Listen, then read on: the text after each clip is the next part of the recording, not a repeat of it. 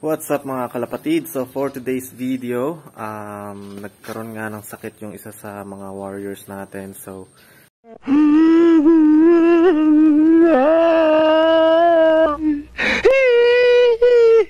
gagamutin natin siya. So una nagka-cancer siya, tapos gagamutin natin siya ng binigyan ko siya ng anti-cancer. So binigyan ko siya ng cancer, tapos sumuka siya. Tapos kulay green yung mga ipot niya. Tapos nagsuka siya nang binigyan ko siya ng cancer. So ang ginawa ko, since napansin ko sa kanya, umiinom lang siya ng tubig, hindi siya kumakain. So inobserbahan ko siya, mga 3 days ko siyang ginagamot na ngayon. So gumaling naman na yung cancer niya, pero yung ganun pa rin ginagawa niya, inom pa rin siya ng inom ng tubig. So 3 days nangyari yon. So binigyan ko siya ng amoxicillin para gumaling. So ngayon kumakain na siya. So yun nga so hindi ko alam kung adeno ba o salmonella yung naging sakit ng kalapate ko, pero feeling ko ordinaryong salmonella lang siya, kasi naging sumuka kasi siya kasi walang laman yung tiyan niya, tubig lang iniinom niya. So yun, kaya siguro yung cancer na binigay kong gamot hindi tumalab sa kanya, kasi nga yung butsi niya walang laman, puro tubig lang. So nung hinalo ko yung amoxicillin sa tubig, yun, nagsimula na siyang kumain. So kung makikita nyo dyan, kulay green yung droppings niya. Yan yung last 3 days na naging ipot niya. Pero ngayon kumakain na siya, tas kulay brown na buo na yung ipot niya. Kaya so isa rin sa paraan na ginawa ko para matanggal yung cancer niya is gumamit ako ng cotton buds para matanggal yung nasa bibig niya. So hindi nyo naman kailangan tanggalin lahat yun, basta mabawasan nyo lang yung cancer.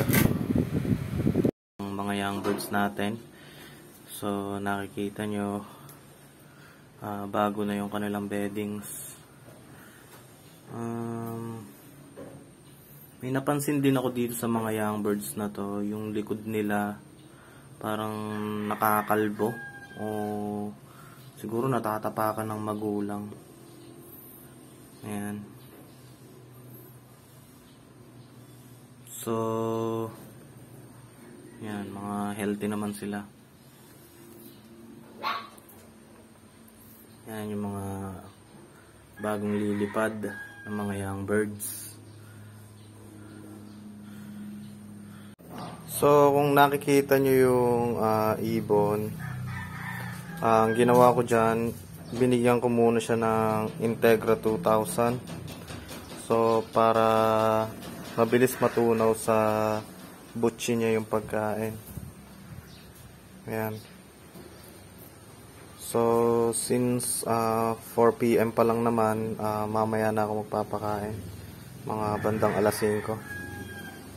So ganyan lang ang binibigay ko, amoxicillin, tapos hinahalo ko sa tubig. Tapos yun, pinapainom ko morning tsaka afternoon.